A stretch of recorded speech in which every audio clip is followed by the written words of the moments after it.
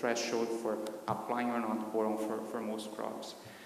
For those crops that are really demanding on boron, such as oil palm, usually the threshold is 1 ppm, but usually you're going to see agronomists talk about this 0.5 ppm, okay?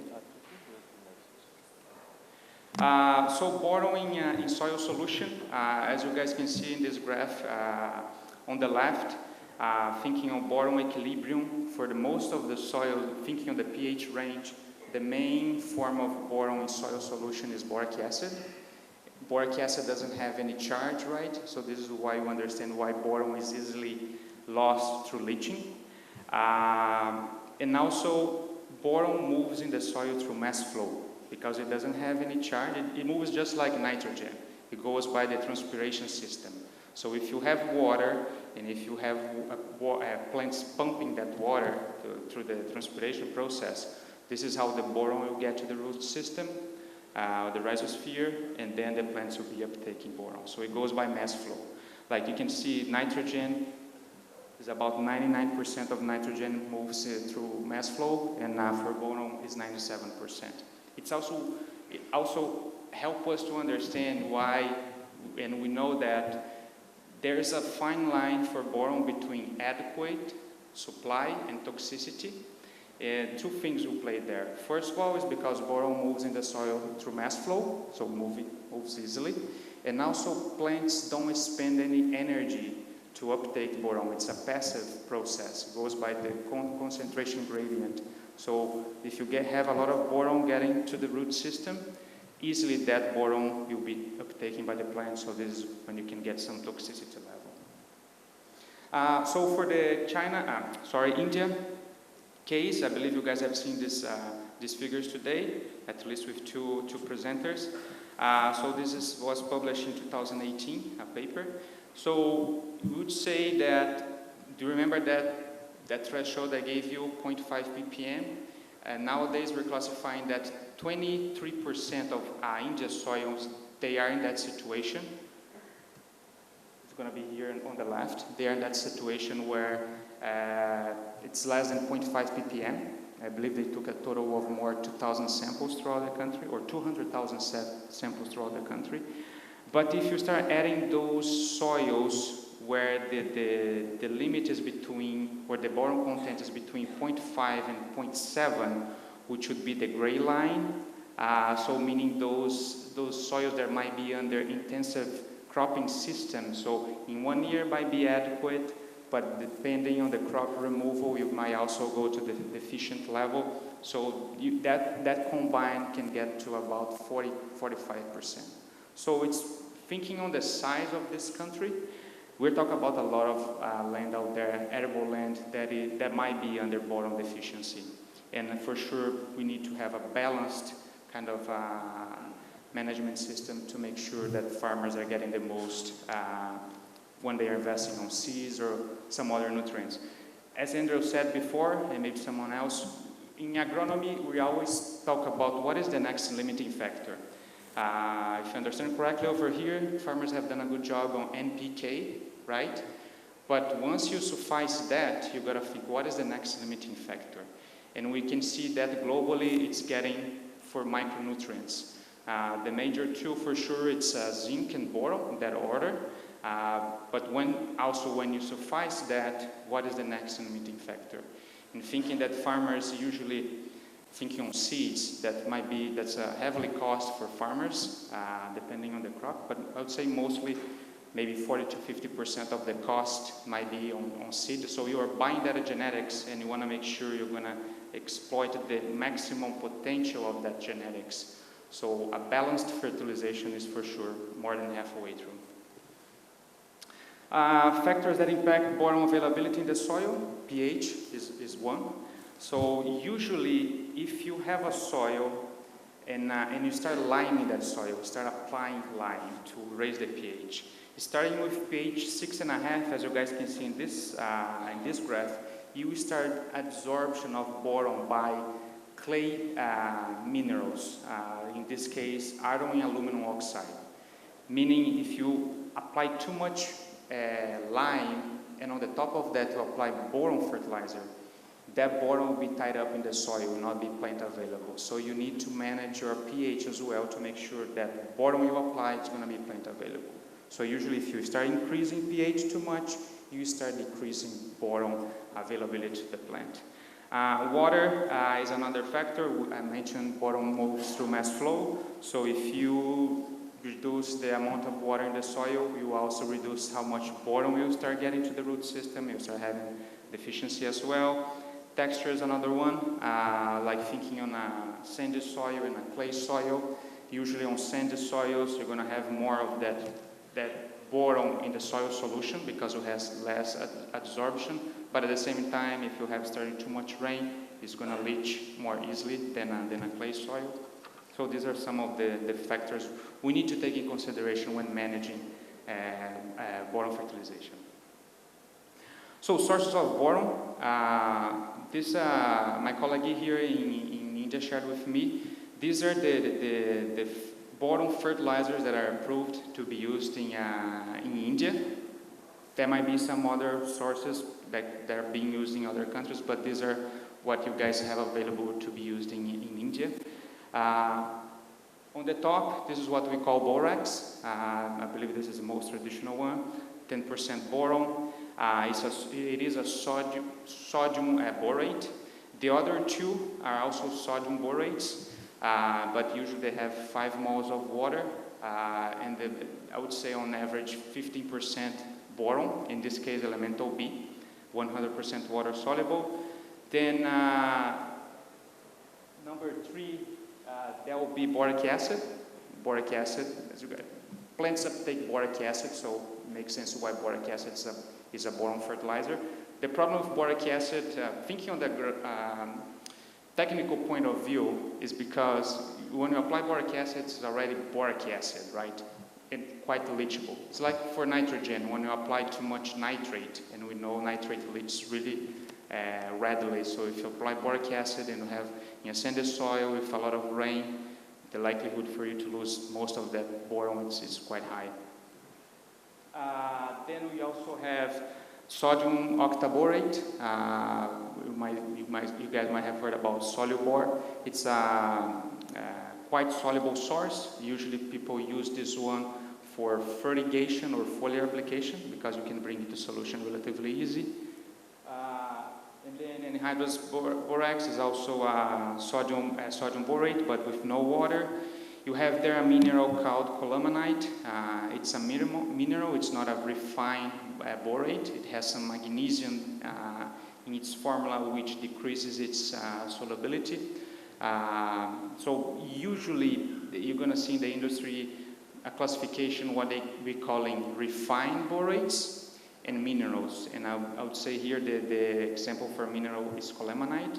The main issue or the main question you would have for a source like colamanite is the solubility. It's not 100% water soluble, so you need to take that in consideration when buying, applying your boron fertilizer. So here's just thinking on how to manage boron. For those who are in the technical side might understand when I say for most crops, boron is not mobile in the plant. It's just like calcium for most plants. But there are quite a few plants that are also classified as mobile. Like if you take to the left side, these are the plants that are classified as non-mobile, like corn, rice, soybeans, oil palm. They are not phloem mobile. And if you go to the right side, these are those plants that is classified as phloem mobile. And why is that important? It goes with how you manage your boron. Because if your plant is not, take cotton as an example. Let's go to, don't need to go here. Let's take cotton as an example. Cotton is not cotton is classified as immobile. Boron is immobile in cotton plants. And why is that important? Why is it important for me to know that?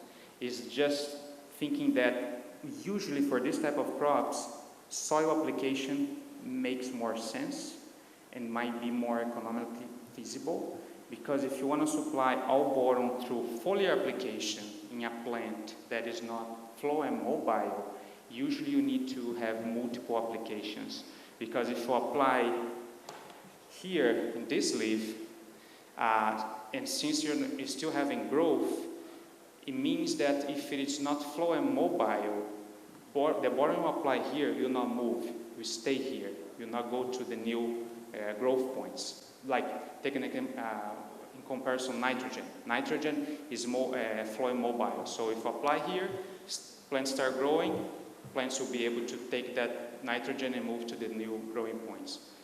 That usually doesn't happen with boron. So if you need more boron in the new growing points, there you have two options again, apply through the soil or a new foliar application. So you need to know which crop you are dealing with to better know how to manage your boron. Like I had before, you have multiple sources. Some are more prone for soil application and some would be a better fit for foliar application.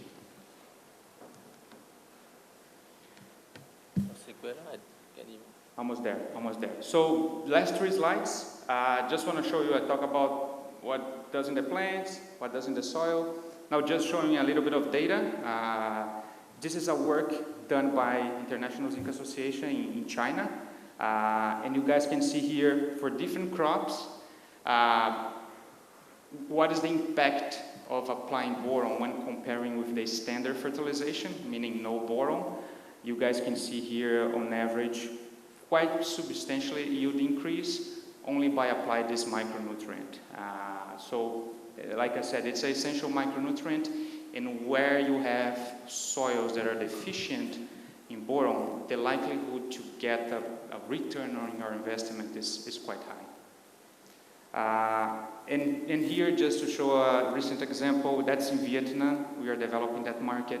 2 years of data, you can see there 3 different rates of boron. We applied to a product called Hon'ble, but if you want to take just the boron rates, goes from 0.9, 1.3, and 1.5 kilograms of boron per hectare. And you guys can see from across 2 years that apply 1.5 kilograms of boron per hectare on rice, increase the yield in 10% across 2 years of data. And the last slide, another one, just showing the importance of boron. This is for cotton in Brazil, also 4 different boron rates, 0.5, 1, 2, and 4 kilograms of boron elemental B per hectare. And you can see like from 0, the main comparison, from not applying boron to apply 1 kilogram of boron per hectare, you can see a substantial increase in yield.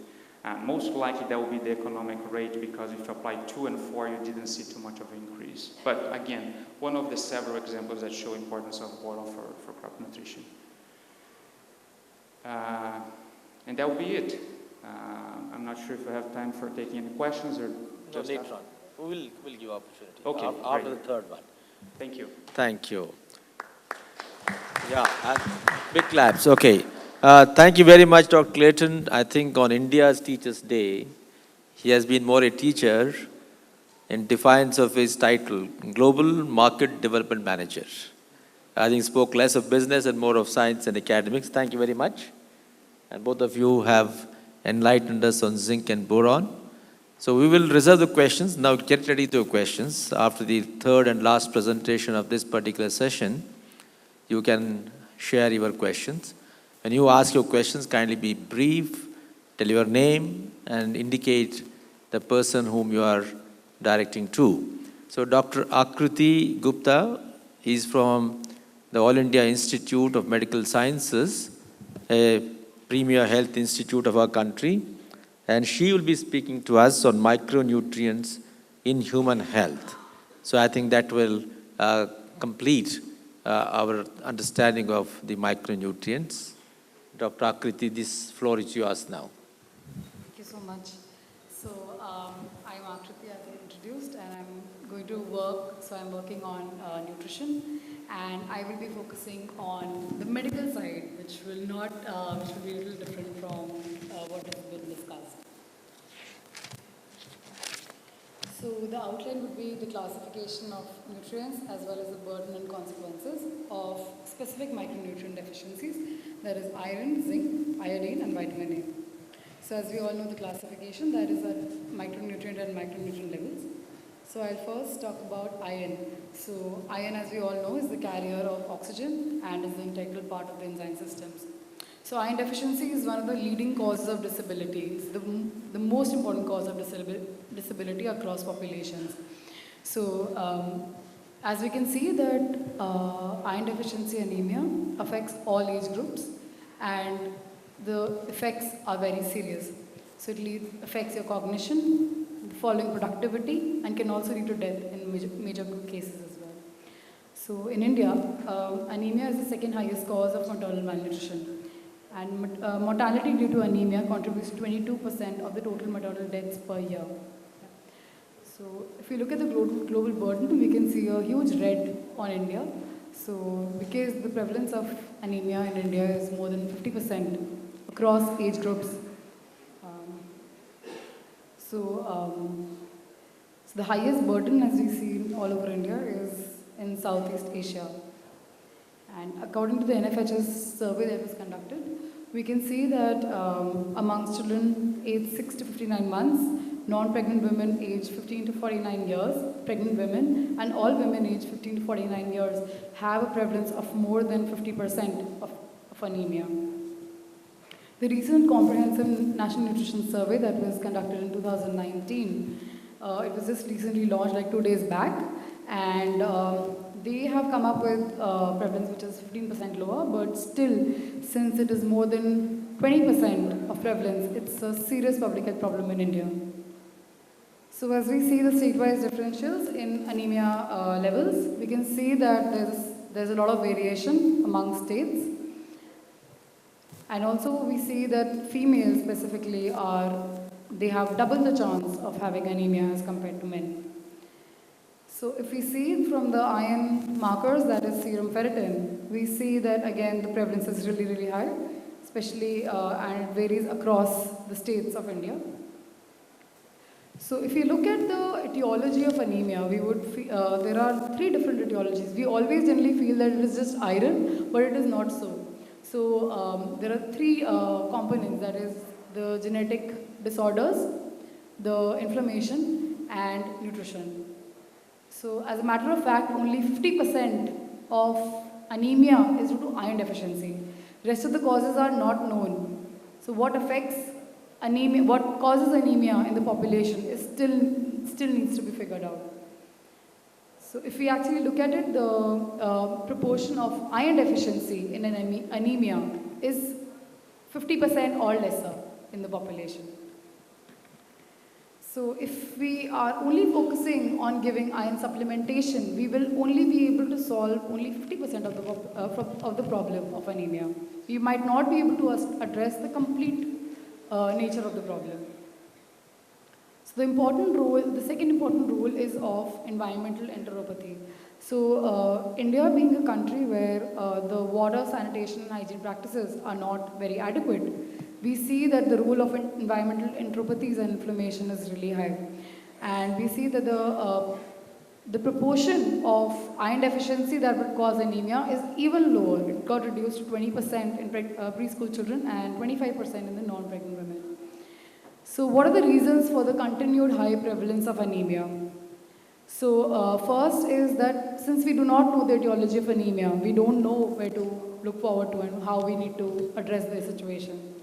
Secondly, even when we are giving the prophylactic doses, we are not giving the treatment doses. Since 50% of the population is anemic, we need to give the treatment doses rather than the prophylactic and the preventive doses. So again, as we all have, all of you must be well aware that the bioavailability of iron from the diets is very low. It is 5 to 8%. Even if my food is providing me 50%, but the absorption is only 5%. Because of the predominantly vegetarian diets. And then the second concern that comes in that even if we fortify our wheat with iron, the stability is a major concern. So if we consider the shelf life of around 30 days, if it goes through PDS, we might not be able to have iron that is stable in the flour. So maybe the entire purpose would not get solved.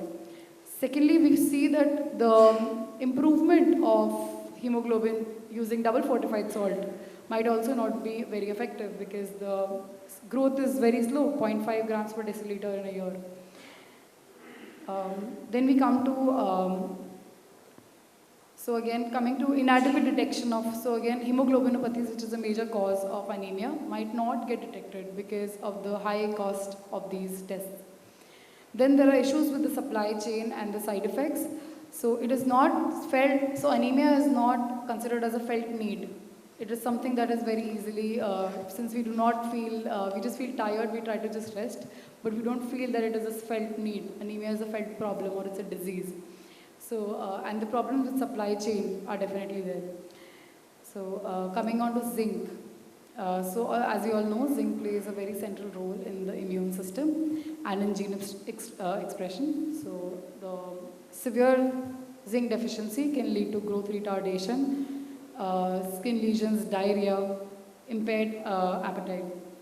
So the burden of zinc deficiency is still not known. The true deficiency is still not known. The deficiency is generally calculated by the food availability data, that what is there in the food, and which ranges around 4% to 73%. And 61% in the developing countries. So the prevalence of zinc deficiency is very high. And as the colleagues rightly pointed out, that till the time we do not look at the soils, till the time we do not do something with the increase in the soil content of zinc, we might not be able to address the problem. Then there are a few studies that were conducted in India, and we see a very high prevalence of more than 40% of zinc deficiency in India. Coming on to zinc supplementation and diarrhea, we see that if zinc supplementation is given, there is a reduction of 25% in the duration of diarrhea. And it also is associated with 30% reduction in the stool volume. So, and in the case of persistent diarrhea, we see that 24% lower probability of continuation of diarrhea and 42% lower rates of death. So how important is zinc? Just giving zinc tablets along with ORS can reduce the risk of death and of continuation of diarrheas. So conclusion is that it reduces both the severity and duration of diarrheal episodes and likelihood of subsequent infections for 2 to 3 months. So it's a protective thing for 2 to 3 months if you're just giving a zinc supplement. So the recommendations by WHO are that mothers, other caregivers and health providers should provide children with 20 milligrams per day of zinc supplementation for 10 to 14 days. And so there are a few Cochrane reviews. I would just like to dwell over a few of them. So, so this was a very important Cochrane review that which actually led to a lot of change in the Indian scenario. So this was on oral zinc and treatment of diarrhea in children. So this was based on 24 trials and a large number of children. And the conclusion was that zinc may definitely benefit children more than 6 months. Coming to zinc supplementation for prevention of pneumonia. So again, since that's a new area, like pneumonia is also, so zinc supplementation helps in reducing the incidence of pneumonia amongst children 2 to 59 months. Coming to growth failures. So zinc supplementation also have an impact on the growth failures. So it helps you to increase the height velocity when the child is gaining height, like after the critical period is there. So you'll see the height velocity really going up if zinc supplementation is provided. So the challenges of zinc is that the content of zinc in Indian food is very low, and that is because of the low deficient soils that are there in India. And secondly, the zinc tablets that are given with ORS, they have to be dispersed in water. And since we know that we might, like population of India, especially belonging to rural populations, they might not have access to clean drinking water. So if you are, you have to disperse it in water, maybe you are inviting more infections in terms of diarrhea. So, so definitely this is something that needs to be looked into. And So zinc tablets are generally not considered as a very high priority, sometimes because they're just not supplied and only ORS is consumed. So I think proper messaging needs to be reinforced. Coming to iodine, iodine is required for the thyroid hormones, and we see a spectrum of iodine deficiency disorders which affects all age groups. So the burden of iodine deficiency is 1.8 billion people, and 241 million children are at risk of iodine deficiency. So this is how the map looks like. So unlike the other micronutrient deficiencies, the problem of iodine deficiency is not just concentrated in the developing countries, it is more also in the developed countries. Coming to the burden in India, more than 200 million people were estimated to be at risk of iodine deficiency disorders. And the latest Comprehensive National Nutrition Survey, again that was released two days back, they showed that the adequate urinary iodine level is adequate amongst all populations. So this is a good news for India, definitely. Starting from salt iodization that started in 1962, the salt was universally iodized, and the iodization was fixed at 30 ppm iodine at production level and 15 ppm at the consumption level. Coming to the challenges, non-iodized salt, although banned, but still is consumed because it is cheaper. So the poor people, they definitely prefer that. So proper messaging still needs to be done. Then when there is transportation of salt through the trucks, we see that there is not enough monitoring that what kind of salt is being supplied to the states. Coming to the last micronutrient, that is vitamin A. So it has, vitamin A plays a critical role in vision, in growth. And it is common in developing countries, but not seen so much in the developed regions. So the program was started because there was very high prevalence of vitamin A deficiency, particularly Bitot spots. And we have seen a drastic decline in vitamin A deficiency, and now we see that only 0.2%, which is much lesser than the cutoff for defining it as a public health problem, is there. However, the CNNS data, it shows that the vitamin deficiency was in 16 to 22% in 1 to 19-year-old children. And also coming to vitamin A deficiency, we see that serum retinol may not be a very reliable marker. However, that is the only option that we have. Coming to there was a large trial that was conducted. So vitamin A is specifically given for two reasons. One is to control vitamin A deficiency. Second is to reduce the under 5 mortality rate. So there was this trial which was conducted, and it was a cluster randomized trial, and it showed that vitamin A supplementation did not have an effect on under 5 mortality rate.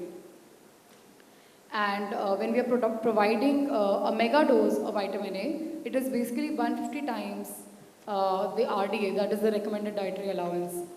So the toxicity might also be an issue in vitamin A, which we do not look into. So it affects the bone health and the other conditions, like it increases risk to pneumonia, respiratory infections, and also bulging of the fontanelles. And the last toxicity is also of the increased intracranial pressure.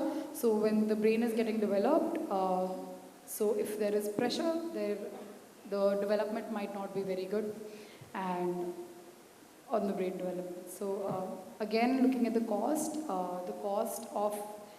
for each child of giving vitamin D supplementation is rupees 80 per dose.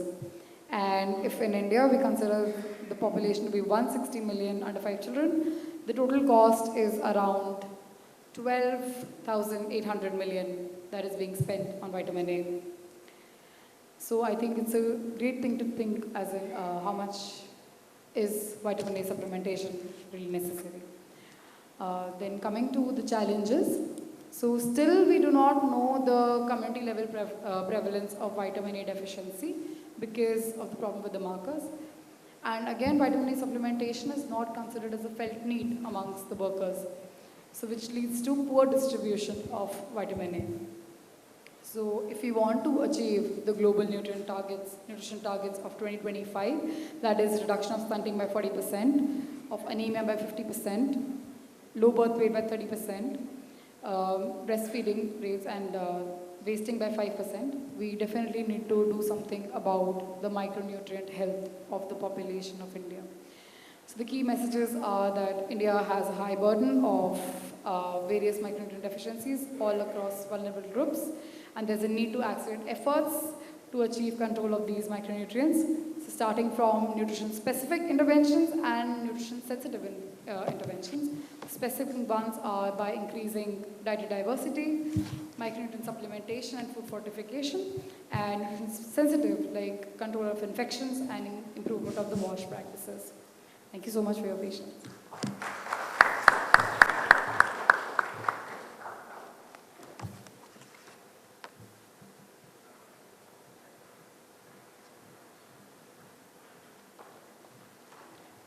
So let's thank Dr. Akriti for her very comprehensive presentation. Now all three of them are open for discussions and question answer. So the first question has already come to Dr. Green, and the question is with you, so you might like to answer that. So the question is related to plants requiring zinc. This is in the ionic form of zinc, Zinc 2+, and the use of zinc sulfate to apply this when soils may not be deficient or require the sulfate. Does that represent an issue, and are there ways to other forms of zinc that could be applied in that situation? That's a quick summary of the question.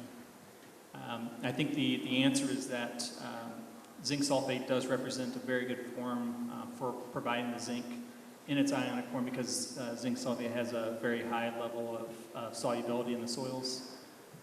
And a lot of soils are deficient in zinc or in sulfur as well, so when you add the zinc sulfate, you can address both of those. But I would highlight the fact that there are many different ways to apply the zinc.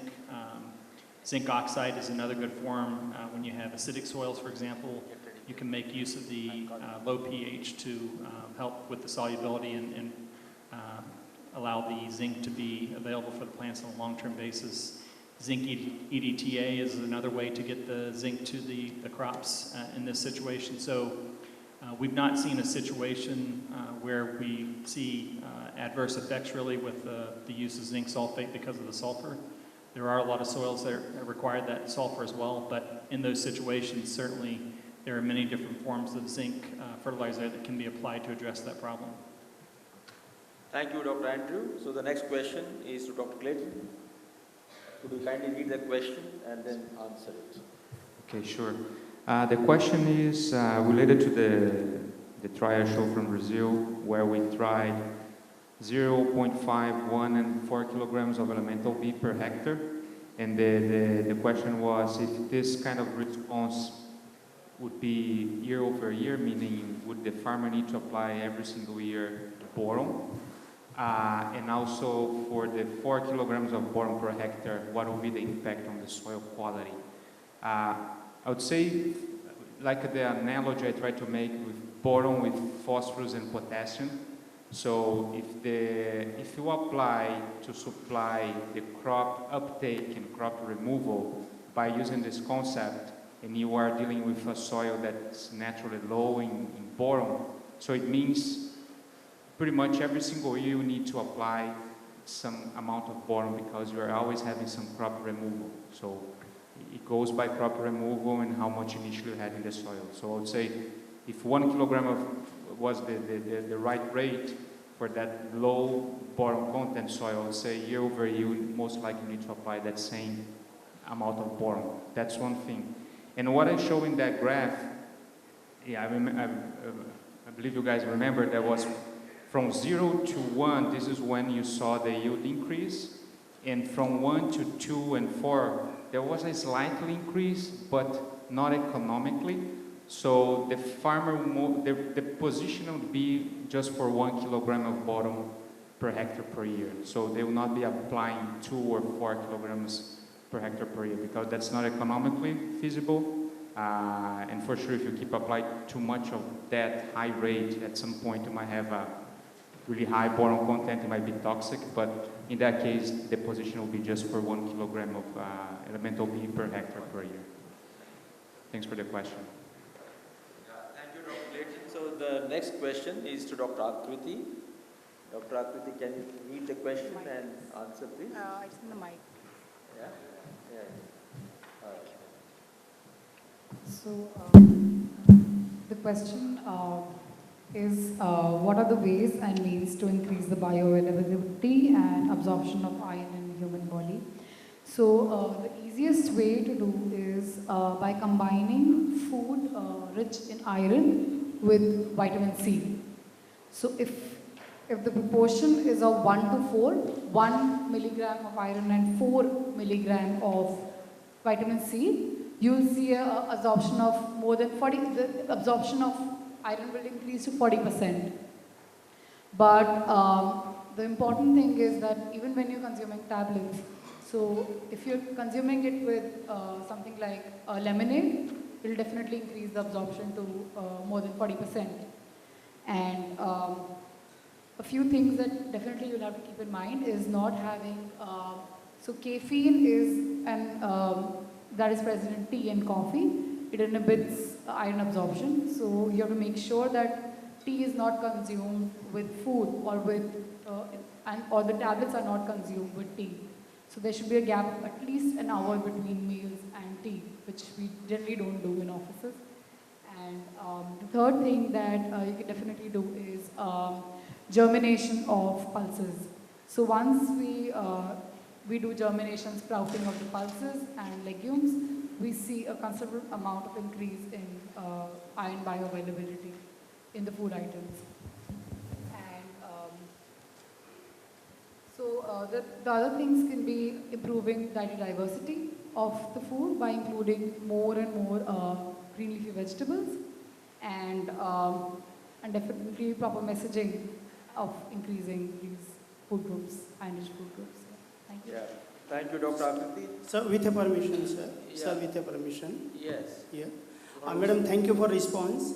May I know, as you told that vitamin C, there is good role of vitamin C to increase the viability. But with respect to the tea and coffee, so lemon tea is advisable or not? That is the question.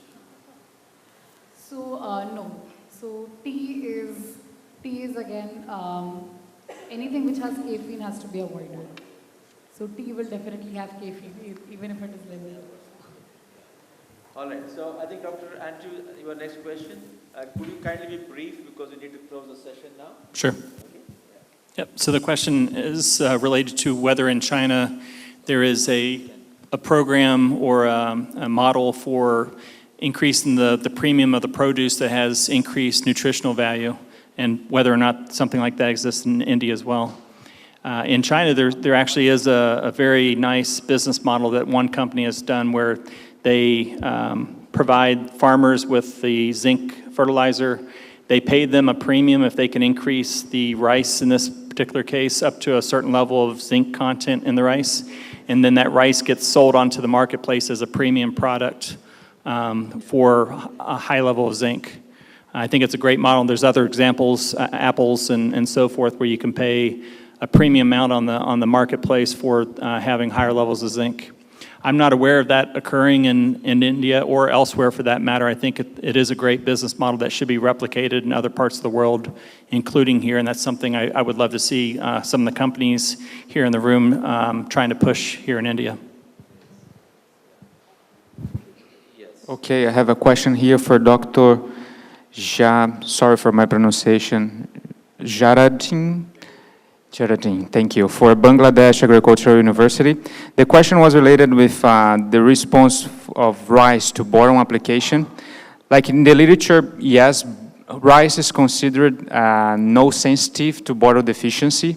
But what we are seeing, not just with rice, but even with soybeans, which is also classified as no sensitive to boron deficiency, is like maybe most likely due to new varieties and farmers really pushing the yield level upper and upper, we are seeing that even those crops that traditionally are considered not responsive to boron, we start seeing they becoming more responsive.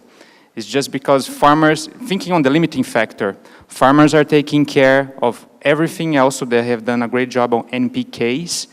And now what is the next limiting factor? I believe this explains why, even for those crops that traditionally are not responsive to boron, we are seeing more and more of that response. Because as we push the yield level upper, we need to get the bottlenecked with the other limiting factors, and micronutrients are becoming one of those.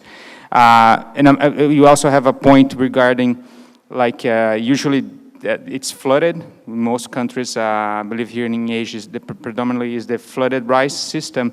And for sure, some of that, not just boron, but other nutrients, but mainly for micronutrients because of the amount of demand. Depending on the water quality, some of that would come from the irrigation water as well. So you need to take that in consideration for sure. Thank you. Dr. last. Thank you for the questions. I have one question that says that zinc deficiency is largely shown to occur in children. What about the deficiency amongst adults? So, majority of the studies have been conducted in children, but I think I ran over the slides too quickly because of the paucity of the time. So there are a lot of studies that have been conducted amongst pregnant women and amongst non-pregnant, non-lactating women, and they have shown a prevalence of more than 45% in both the populations. So as much as we think that, that zinc deficiency is restricted to children, it's not the case. It's amongst even adults, and hence the importance of including zinc in soil is very, very important, plays a very crucial role. And the second question is a regular vitamin supplementation with micronutrients cause toxicity? So, for a micronutrient to reach a toxic level, so like for B vitamins, all the B vitamins and vitamin C, the toxicity might not happen because they are immediately flushed out of the system. But for other micronutrients like iron, so there is iron overload, but the amount of iron has to be really high. So if a person is having like 10 times higher, probably a person is overdosing themselves with tablets. Like if one is prescribed and the child is having 10, like one of the cases that was also reported recently, then definitely toxicity can occur. But otherwise, there are not many toxicity cases that we have come across. And also with zinc amongst elderly, I think that there is paucity of data on the effect of zinc supplementation in elderly. So I think we'll need more evidence for me to be able to comment on the same. Thank you. Thank you very much. Friends, there are many more questions, but then the organizers have already put a full stop. We need to go for lunch and then get ready for the next session. All the three speakers have been excellent. You all agree. They have educated us. They have left us much educated, enriched at the end of the session. So let's all give them thunderous clap.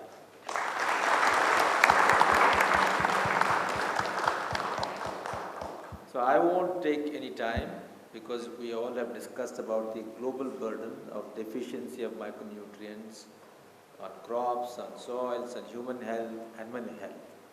I don't want any dalwai burden on you before you go for lunch. So I will stop here answering one question that has come, whether the government of India has a policy of serving cereals or food grains which are fortified by micronutrients, zinc and iron over the next 5 years. Hard to answer at this stage. We don't have that quantum of production which are fortified. The varieties are only being released now by IZA. So as and when the production of this fortified crops, particularly cereal, the rice and wheat, increase in our country, they will get through the PDS. But as of now, there is supplementation through the midday meal scheme, the integrated child development scheme for the young ones. So that's what is being done. And then of course supplementation through the health system. So we will leave it at that, and I would like to thank all of you for being very active participants. You have asked questions and commented. That itself a manifest of the interest that you evinced in this, and this is all thanks to all three of you. Very well done. So thank you very much, and I would like to thank the organizers for giving me this opportunity and giving us all the opportunity. Thank you very much.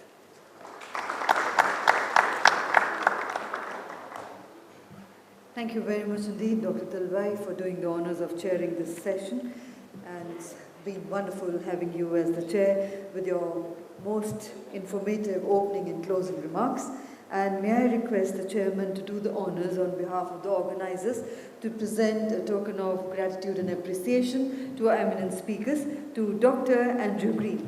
Let's put our hands together for him for the wonderful presentation we've had. Thank you very much indeed, sir. To Dr. Clayton de Sequeira. Thank you once again, sir, for that wonderful presentation. And to Dr. Akriti Gupta.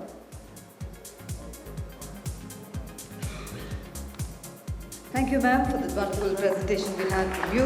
Thank you, Dr. Talwai, for doing the honors. And before we break off, can we have a group photograph of the distinguished panel here on the stage? Thank you. And with that, ladies and gentlemen, we close technical session 1 and break for lunch. The lunch break will be of 40 minutes. We would like to commence with the next session, which is technical session 2 at 2 o'clock. I would request everybody to kindly be seated for that. And may I also request all our eminent speakers of the upcoming session to kindly load their presentations with us before they proceed for lunch. Thank you.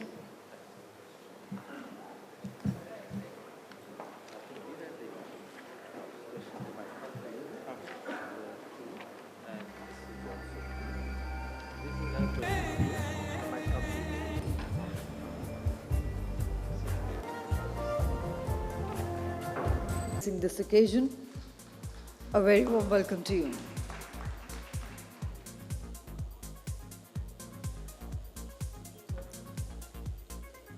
And thank you, Mr. Satish Chandra, for doing the honors. And ladies and gentlemen, may I now invite all our eminent panelists onto the stage. I invite Dr. A.K. Shukla, Project Coordinator, Micro, ICAR, IISS, Bhopal. A very warm welcome to you. I invite Dr. Y.S. Shivai, Principal Scientist, Division of Agronomy, ICAR, IARI, New Delhi. A very warm welcome to you, sir. And I also invite Mr. Madhav Adhikari, Associate Vice President, Sales and Marketing, Coromandel International Limited, Secunderabad. A very warm welcome to you, sir. So, ladies and gentlemen, once again, a very warm welcome to Technical Session 2. Time duration for this session is approximately 1 hour 20 minutes, which includes the opening and closing remarks by the distinguished chair, presentations by all our eminent speakers for approximately 20 minutes each, and we will have question and answers in the end after all the presentations are over. In this session, we'll have presentations on micronutrients in soils and crops, agronomic biofortification for combating micronutrient malnutrition, and industry initiatives to micronutrient fertilizers. And before I hand over to our distinguished chairperson, I have the proud privilege of saying a few lines of introduction. Dr. S.K. Malhotra, as Agriculture and Horticulture Commissioner in the Ministry of Agriculture and Farmers' Welfare, is providing technical guidance in policy planning, program development, coordination and execution of developmental activities. As Assistant Director General Horticulture, he provided leadership to 10 institutes, 6 directorates, 7 national research centers, and 14 all-India coordinated research projects. Was visiting scientist at Cornell University, Ithaca, USA, and worked in USAID projects of value chain management and also at Taiwan Agri Research Institute. Feng Shan represented India in G20 meeting of agriculture and chief scientist at Moscow and Uzbekistan, Israel, Saudi Arabia, Codex CCFFB meeting in Thailand, Mexico. He also organized meetings at Tajikistan and Kazakhstan for identification of joint ventures. He was chair to 6 high-powered committees and task forces to provide solutions to challenges, and has over 80 research papers in national and international journals, 6 books, 38 book chapters, 110 publications to his credit. His outstanding contributions in research and development earned him the Young Scientist Gold Medal in the year 2005, J.S. Pruthi Award in the year 2010, R.S. Paroda Award 2015, Best Paper Award in World Aqua Congress 2009, and he is President of Indian Society of Ornamental Horticulture and Vice President of 2 professional societies, Fellow of 6 professional societies, and Chairman of 2 and member of 6 editorial committees. So ladies and gentlemen, it's indeed is a privilege and an honor to have Dr. S.K. Malhotra chairing this session. Over to you, sir, for your opening remarks and to kindly carry forward the proceedings. Should we go there?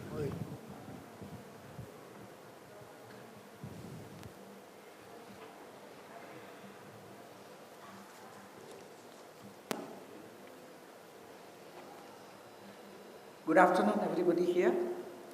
I'm very happy to be here with you all on the occasion of this Global Micronutrient Summit, and I have been given the assignment to chair this session, technical session number 2. This here, just I have taken a look that the 3 presentations have been scheduled in this program. So here, just I would like to, before I invite the speakers, I would like to give my brief remarks before we start the session.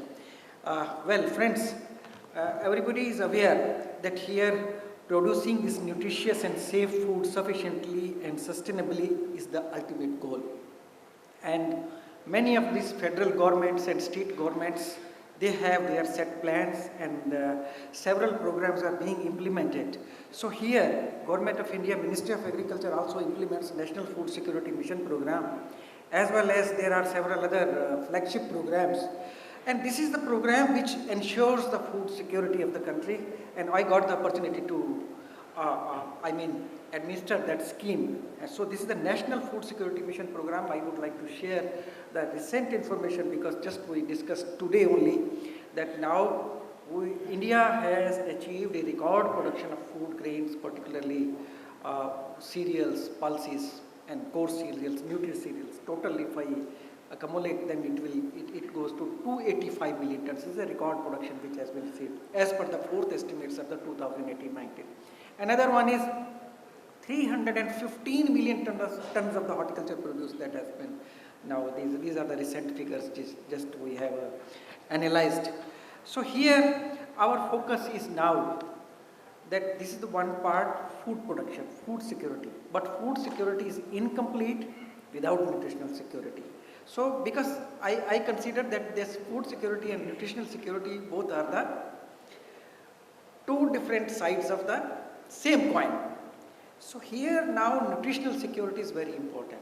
So in the morning session also I think it might have been discussed, food security, nutritional security as well as income security. This is the focus of the government now. So our all programs have been accordingly revamped.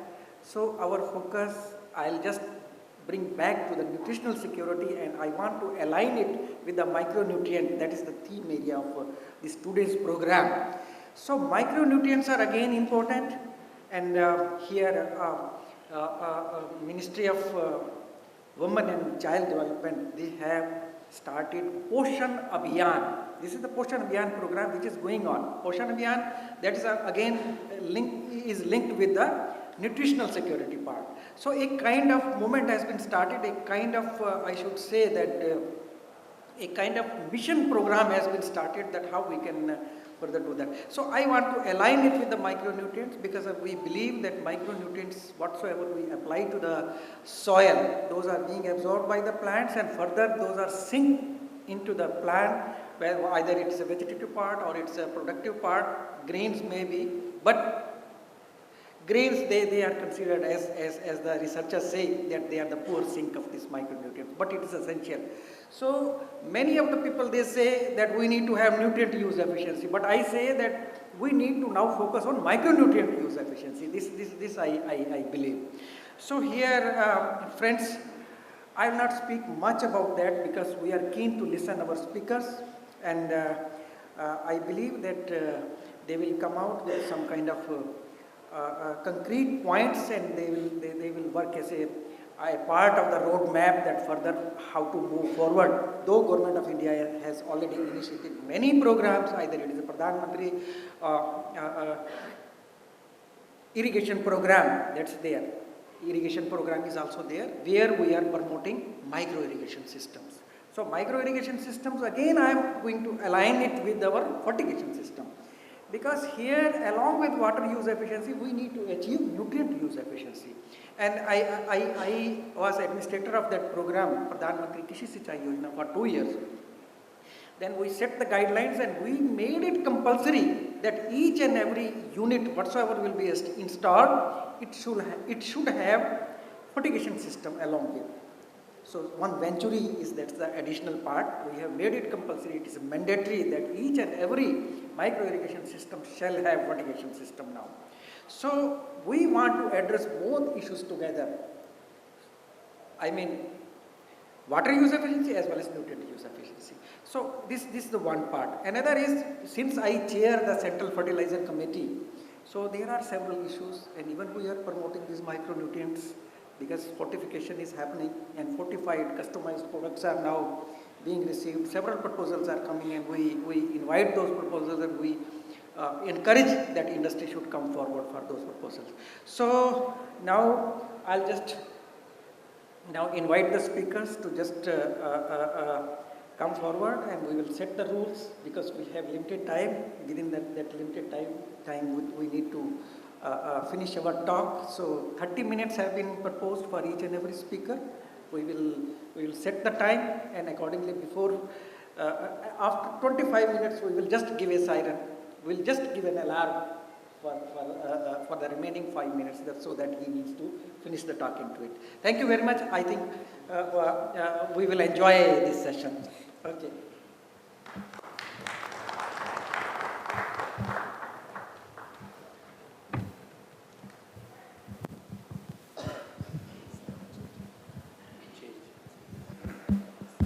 Okay, so our first speaker, as per the schedule program, the title of the presentation is Micronutrients in Soils and Crops. Let me introduce Dr. A.K. Shukla. Dr. A.K. Shukla is a renowned scientist.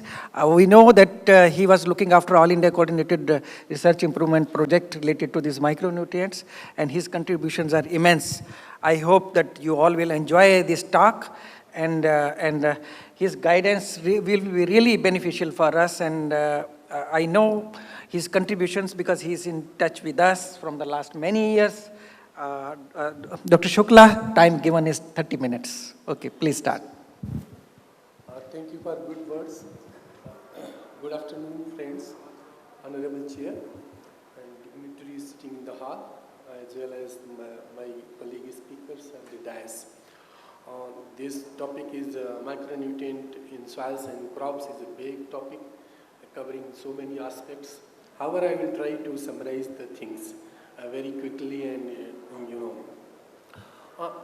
as evident that micronutrients play a major role not only in sustaining productivity and soil health, but also for improving human health.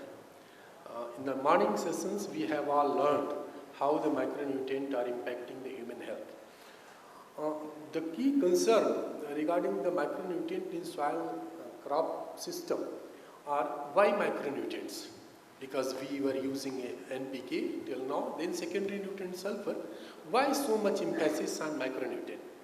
How far intensification of agriculture is leading to micronutrient mining from the soils, and how rampant micronutrient deficiencies are coming up in the India.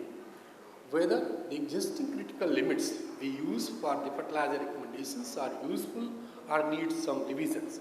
How far micronutrient deficiency affecting crop productivity?